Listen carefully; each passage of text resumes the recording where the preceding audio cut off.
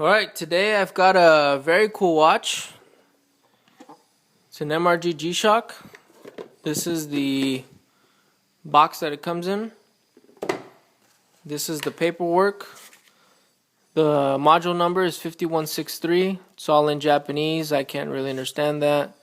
Something about the warranties in there. This is a watch that I've been trying to get for a long time, so I'm super excited to have gotten it today. Thanks a lot to Katsuhiguchi from Japan. If you guys ever need a new release of a Japan domestic model, he's definitely a guy to go to. As you can see, it says G-Shock. It's a wooden case. Very high quality. You know, the presentation on the MRGs are different than the regular models. This watch is all titanium. It's got a DLC coating on the bezel, a different type of coating on the bracelet, but I'm not really sure what type it is. As with all the newer, and by newer I mean from like maybe 2006 on, these have a locking mechanism on the bracelet in case you want to have it be more secured, and you just pull it back like so.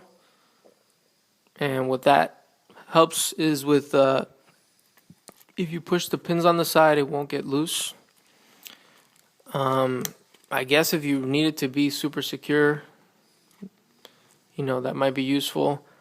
I don't really do anything hardcore, so I don't see why I would need that. Maybe when I'm playing with my dogs, I'm not sure. So here's the watch.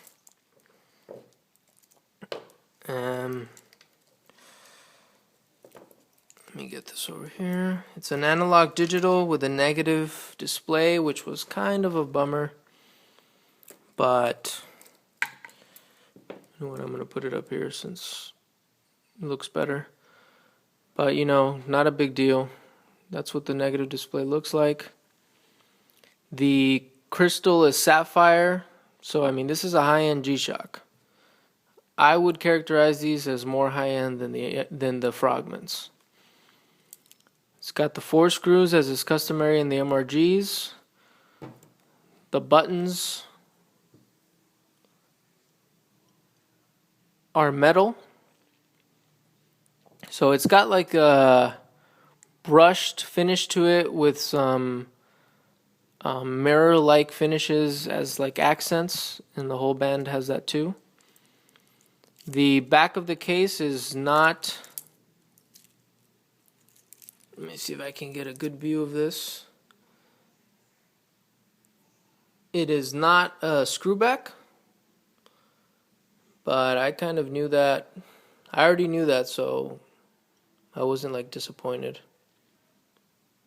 It's made in Japan. It does have a supposedly very good loom on it. I haven't tried it. I haven't tried charging it or anything. Maybe I'll post a pic or something later. It does have a light, which it does the job. I would have preferred an LED or something, and it doesn't light up the digital screen. But you know, I've already used a watch that has that. It's somewhat useful. I haven't adjusted it because I don't have any experience with this module, but I'm gonna play with it later.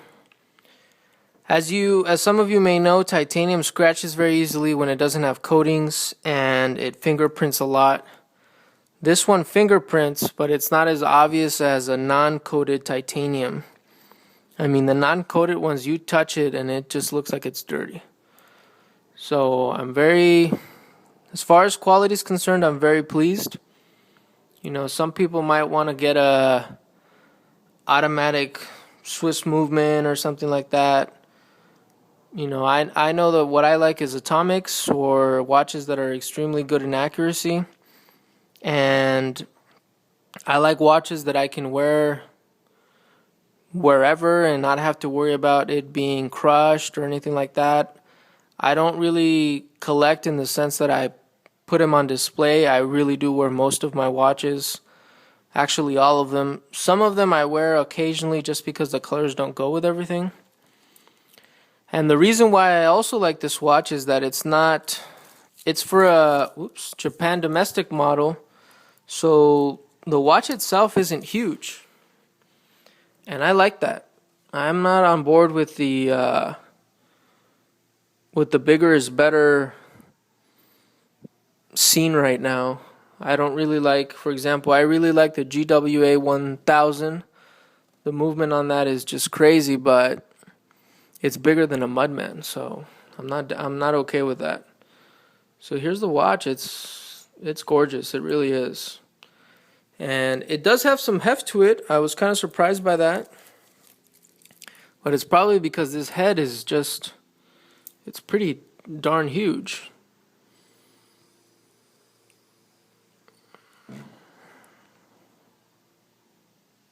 Trying to focus the camera so you can see it better. There you go. So it's pretty thick. Obviously to enclose the movement for protection. So that's it. If you guys have any questions, feel free to ask.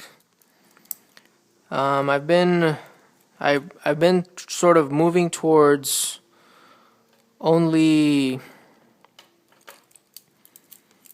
atomics, and really the only resin model that I wear is the GW 5000, so I've been selling all the other ones. So I think in the end I'll have just a bunch of GW 5000s, a couple of metalled G-Shocks. This is the second MRG I've owned. I used to own a 100T Jazzy, and that one was all analog, but it actually had an EL backlight, which was really nice. But it got super easily scratched, and I didn't like that. There is another variation of this model, just quickly. It's the 7700. The titanium is dark, almost like a gunmetal. The indices are gold-plated, which I didn't like, and that's why I didn't get it. So that's it.